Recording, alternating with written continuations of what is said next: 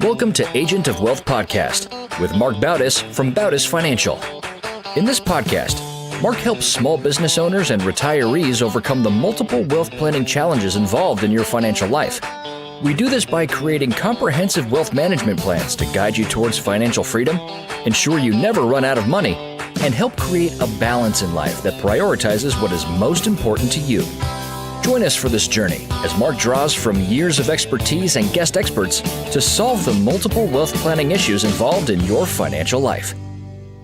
Hello and welcome to the Agent of Wealth with Marc Bautis of Bautis Financial. Today we have a guest again, and I'm going to just turn it right over to Marc so he can get busy with this. But we're going to be talking about planning for college and cutting college costs, which that's a tongue twister, Marc. Thank you for that. I appreciate it. Good morning, Marc. How are you? Good morning, Eric. How are you? I'm doing great. I'm doing well. Cutting college costs. I know that this ties in with the last podcast that we have. So where are we starting today? Yeah, so on our last show, which was episode 11, we covered, the first part of this series, which was saving for college. Mm-hmm. And that's the scenario where you have a baby, you know that college is going to cost a lot of money, but you're not sure what to do next. So we covered that in the last podcast about when you should start saving, how much you should start saving. We looked at the pros and cons of 529s, and then also what other savings vehicles are out there in addition to 529s. So for today's episode, we're going to actually talk about the late stage college planning. So that's when parents are ending that phase where they're saving for college, and how do they stretch whatever they've managed to save as far as possible when contemplating their college costs, or trying to figure out how to basically minimize the college cost as much as possible. Mm-hmm. So for this show, we brought back John Williams, who John works at Bautis Financial as well, and he's the resident college planning expert in the company. So we're going to kind of cover this phase of college planning, which it's not really covered well in the industry, and it's a gigantic expense. You'll hear that you have to save to college, but you're really left in the lurch when you have to figure out how best to pay for college. Mm-hmm. So the three questions we'll look at, and it's the three most popular questions that we come across when working with someone on cutting college costs or college planning is, the first one is, how can you tell if you'll get financial aid? Most people assume that they just automatically won't qualify for it, which is not necessarily true. We'll also look at what net price calculators are and why someone should use them. And then also we'll go over a discussion on how assets can impact aid. So with that, John, welcome back to the show. Thanks, Marc. Okay, so first question is, so a parent has a child, they're approaching college. Where should they start, and when should they start trying to look into this? Well, many times the first thought is this financial aid eligibility question that'll come up. And unfortunately, it's not really a simple calculation. There's a lot of variables that go into it. The parent's age, income, marital status, how many siblings are in college. Well, where we'll usually start and what we can help clients with is helping them figure out their EFC. This EFC it stands for the expected family contribution. And it's ultimately the amount that a family can be expected to pay for 1 year of college. And when I say expected, I mean expected by the government or the school you're applying to. It's usually the first place that we'll start, a good place to start. Okay, so just if we look at this EFC number, I guess the first one is, why is it important? And then where does someone go to calculate it? Yeah, so the EFC is going to be generated in some shape or form in two main areas. One is going to be by the information that's submitted through the FAFSA, and another kind of a tough word to say, but it basically is like the free application for student aid. This is the application that's very popular, applying for college, and used by 20 million different, filled out by 20 million different applicants across the country. And this is going to is going to be used by the government and colleges and universities to basically come up with the financial aid package they're going to offer the applicant. And then the second place is very similar to the free application for student aid, which is an institutional profile, sometimes called the CSS profile. And this is, like I said, a similar type of a calculation to come up with this EFC, but there are going to be some proprietary and different pieces of the calculation that are used by 200 schools across the country. And they're typically going to be some of these higher profile schools that want to have a little more control of these packages and just kind of add their little bit of a flavor to how they're going to fill out these EFC. A little more complicated because there's not as much information as to what's inside those. There is a listing that you can find on the College Board's website to see which one of these two will be applicable. But ultimately, you're going to want to fill out at least the FAFSA. So I guess someone either fills out the FAFSA or the CSS, and the end result is, would they get their EFC calculation off of that form? So there's going to be some online calculators. And the point here is many times people will just wait, fill out the FAFSA and see what comes back. And they don't realize they can actually use certain calculators or sit down with us to understand what the FAFSA is actually going to spit out before they actually apply. So they have a little bit of a better foresight and understand, the direction they need to go. One of the best ones is going to be on the College Board website that you can do a quick Google search and find, and it's going to be pretty accurate. Okay. Do you have any kind of maybe an example that you can go through on how an EFC would translate into what someone would be expected to pay? Yeah, sure. So when you use the EFC calculator and you plug some of this information into it, you're going to get back that EFC. And just a couple quick little examples here. One, let's say that the EFC pumps out a $30,000 EFC, which is what that family is going to be expected. Now, I just want to preface real quick, that's what both these colleges and the government expects you. Sometimes people are surprised by this number. It's not necessarily what you think you can afford. And sometimes, unfortunately, it's a little higher than what people are expecting. But it is what they're going to weigh against the tuition of the school you're looking at. So, for instance, if the EFC does come back at $30K and the tuition at that school is $60K, then the difference is ultimately what they're going to consider for aid. On the other hand, if an EFC that comes back of $70,000 per year and the tuition is $60K, you're probably not going to get considered for financial aid. And in that case, you're going to want to consider merit-based aid, which we can get into in a few minutes. And John, when we're talking financial aid, are we just saying the ability for loans, or is it actual money that wouldn't have to be repaid? So true financial aid, need-based aid is going to be government grants. And it's really going to be separate from the loan package that you're going to be offered. So when we talk about the need-based aid, it's really going to be directly related to what really for the school itself, almost like a discount, if you may, to that student because of their need. Okay, makes sense. And then how does that translate to, let's say, a specific school, and how we can figure out how that EFC number would correlate to what is the cost of a particular school? Yeah, so each school is going to have their own different variables now that they have this EFC number. So in that first example, $30K of an EFC and tuition $60K, it doesn't automatically mean that school is going to give you that $30K, that they're going to consider that number. So, and in most cases, unfortunately, you don't get all of that money. So to have a better idea, if there's a few schools on your list, and a lot of times with clients there is, you can, and by law, each school has to offer what they call a net price calculator. And that calculator is going to have all these specific considerations of that school built into it. So if you do a quick little search, like Mark or a Seton Hall grad, you can do a Seton Hall net price calculator into Google, and it sometimes they're hidden, so it's a little easier just to do a direct search, and then it'll come back with a search, and you can usually find it pretty easily. But once you go to that calculator, it's going to be designed by Seton Hall, and it's going to then basically tell you, based off of GPA, some of these other factors that the FAFSA is not looking at, what you could expect to pay for 1 year of school to that specific school. And is there anything different between a private and public school in terms of how they control their net price calculator? So one thing to consider with the net price calculator is there are some really bad ones out there.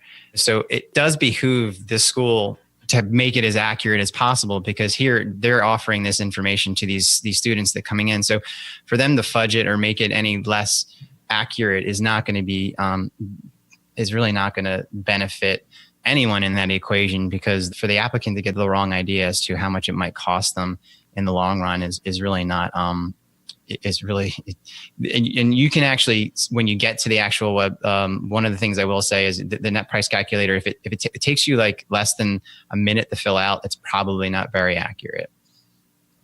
And so the end result in that price calculator will that show all the aid that the college is planning to offer as well? Yeah. So there's merit-based aid and financial aid. Merit-based aid is going to come from the school's consideration of the applicant's activities, their GPA, their SAT scores, everything outside of the financial picture. And of course, financial aid is the need-based aid is going to come from the need side. And every school is going to look at need differently, and they're going to have really a track record of how much they offer.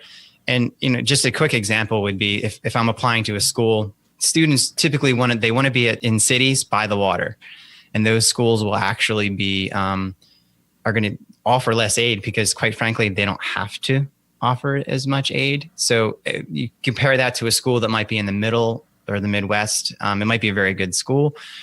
They may have to work a little harder, and they may actually have more attractive and more money to offer and better financial aid packages, all things being equal. Okay. Makes sense. Maybe that's why some schools like to build up their football and basketball programs. There's to attract students. But so is there any cost to running a college's net price calculator? Or can you, I guess, before you're even narrowing down the search, can this be used as a tool to narrow down what colleges you might want to apply to? Yeah. So I think what you want to do is you want to start with your EFC and really start there and really consider the schools you're looking at, and then maybe consider widening, like throwing a wider net, because you want to avoid the trophy school trap. And it doesn't mean that you shouldn't apply to some of those schools, but there may be, based off of your situation. So the example would be if you have a low EFC, you're going to want to look at schools that have a track record of a very, very good financial aid package based off of need. If you have a real high EFC and you don't qualify for that need-based part of the equation, then you're really going to want to look at those schools that have really high merit offerings and a history of the merit aid that's out there. And every school is going to be different. You can go to the College Board website and you can plug in any schools you're considering. And as you're doing your research, and there's a paying tab that you can go to, and it'll actually show each school's history as to how much merit-based aid based off of applicants and percentage of their overall tuition. And some schools will have really great merit-based aid, and some schools will have really great some will have both, but I think that those are some things you have to consider, and one of the reasons why it's important to know your position and where that EFC, where you stand as far as that EFC is concerned.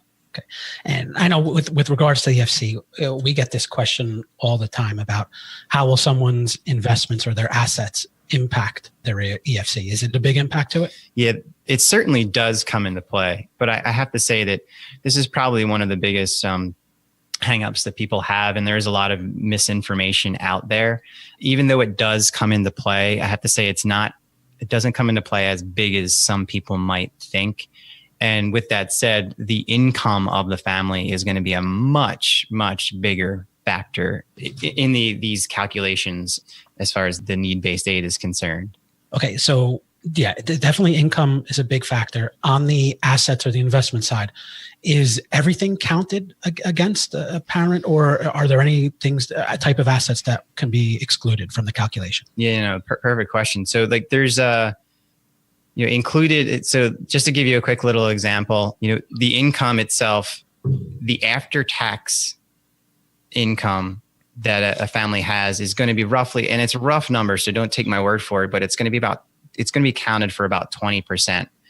So if a family's after-tax income is, let's say it's $150,000, that EFC, and let's say even if they have no assets, it would just considering the income, after-tax income, you're going to be looking at an EFC of about $30,000. Okay, and now if we look at that compared with the assets are going to be included at about 5%. And that's after there's actually an exclusion of roughly $15,000 to $25,000. So the example there is, let's say somebody has $100,000 of countable assets. This means really, for the most part, and it's not quite this simple, but everything outside of retirement accounts and anything that they're going to consider, which is going to be cash, liquid assets, and they're going to take that number and they're going to allow you to exclude a certain percentage of that. So let's say it's roughly $15,000 or $20,000. that they're going to allow you to exclude from that $100,000. Now you have $80,000, and they're going to multiply that by 5.64%. I really have no idea why it's 5.64%, which is so specific. But, so then from there, you're going to be looking at roughly $4,000 that it's going to come into play. Versus, let's say, for instance, if that same family was making an after-tax income as a family of $150,000, you're looking at $30,000. So you can kind of get an idea as to how these two different factors are going to come into play, and why we say the income is going to be a much bigger part of what to consider. Okay, so I guess the conclusion about this is there's no reason to be afraid to save, and saving is definitely a good thing when it comes to college. Yeah, and we come across this all the time. We've had clients who come to us and they're doing really well, right? They have a bunch of income coming in, and quite frankly, it's probably only going to get better for them. But because of some of this misinformation in the market and some of these mixed signals they're getting, they come to us and be like, well, I got to hide these assets, and I have to move it over here, move it over there. And at the end of the day, they're probably going to be paying full price if there's one child involved. And they're probably thinking about it. They're probably hung up on it a little bit too much, because as their income increases, obviously the EFC is going to go up significantly. So the best thing is just to save as much in that situation, is to save as early and as often as possible. Because would you rather have $100K in the bank, or be able to save $4,000 a year on college, based off of my example? And that's why I try to give that little insight there. Yeah, no, it definitely makes sense. And as we start to wrap up, is there anything, I guess, either next steps or things that someone should consider when they're, starting this process? Yeah, I like to leave people with the idea that much of the news is dominated by some of these high profile colleges that are out there that, that almost sometimes boast how many students they turn away. And, this is really not the reality of the thousands of colleges and universities that are out there. It's really more of a buyer's market than people think. One of the statistics that we consider is 58% of students get some kind of aid from colleges, public colleges and universities. And the private universities that actually have to hustle a little more have granted upwards of 88% of their students with aid. So, this tells us that do a little research, understand your position. And that's why we started working more on this cost side is to educate, help people understand some of the things they can do some of these researches and find some of these schools and throw that wider net. So when they do approach in this late phase, or when they're in this late phase, they have a better chance of getting aid and having some options that are, going to be more realistic as far as, how expensive college is getting these days, for sure. Yeah, and I think we've also seen the negative sides of not doing anything in terms of trying to cut college costs or college planning. And, those include things like students coming out of college saddled with monthly student loan payments that are larger than some mortgages. And this trickles down and impacts things like the student saving for retirement, buying their first house, or starting a family. And then even on the retirement side, we're now starting to see the impact on a parent's retirement, who they may have signed loans for their children or may want to help out pay for the student loans after college.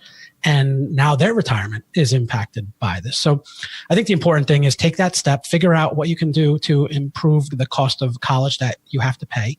And, there are different places that John mentioned where you can go online and go through calculators and fill out the FAFSA form. But also you can call us. We'd be happy to help you walk through it. We do offer a free consultation. Our number is 862-205-5800, or you can go to our website, bautisfinancial.com, and we'd be happy to talk to you about it.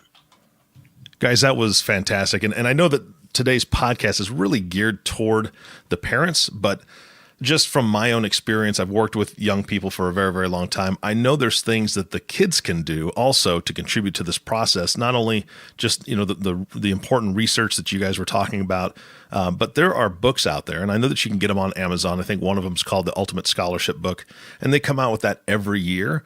And I know that the last time I looked at it with some young folks that I was helping, it has like 1.5 million, 1.5 million different types of scholarships or grants that people can apply for that you just don't know about. And there's some crazy things in that book, depending on what your ethnicity is. They're broken down by state, so you can look up state-specific ones. But I remember just chuckling to myself because one of them was, if your family has ever boarded a horse for more than 6 months, write us a letter. Tell us what your plans are. I'm like, how, if you've owned a boat, I mean, I don't know. It's just weird things that individuals put out grants and they want to help young people, but they have specific things that, I want somebody who has had this experience or been in this situation.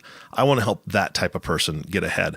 So I think that's something that young people can do, is write these letters and kind of apply for these. I mean, it's free money. What are your thoughts on that? Yeah, there's so much great information out there. And to your point, like kids, they're pretty savvy as far as when it comes to even online. So you're right. There's a lot of books, a lot of resources out there. I mean, even a lot of that stuff has now made its way to online sites. So just a quick Google search for your area and what might be available out there. And that speaks to, so there's going to be 4 different areas you're going to get aid from. There's going to be obviously the school we talked about, the government. The state is another place that you can actually look up, and there's going to be a resource for each state that's actually going to talk a little bit about some of the aid that you can receive at the state level. And then there's private organizations, which I think that you're probably referring to the most. And this could be companies that have like grant money, or there could be charitable organizations, or just specific organizations that are geared towards maybe something like you just said that's unique to you. And there's going to be so much information out there. So I think the takeaway really is to be active and don't assume that there aren't some of these, especially with the internet and accessibility we have like to this information, just doing searches and just try to, you never know what you're going to stumble across, I guess, is really, really what it comes down to. Exactly. That's, yeah.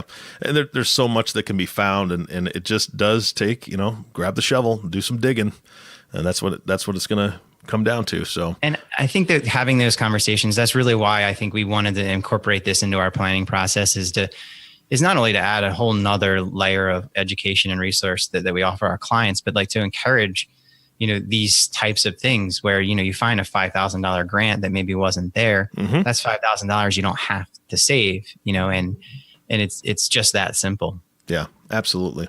My experience is most high schools have a plan or a career center where you can go and talk to them, and they'll have a list of a lot of local things.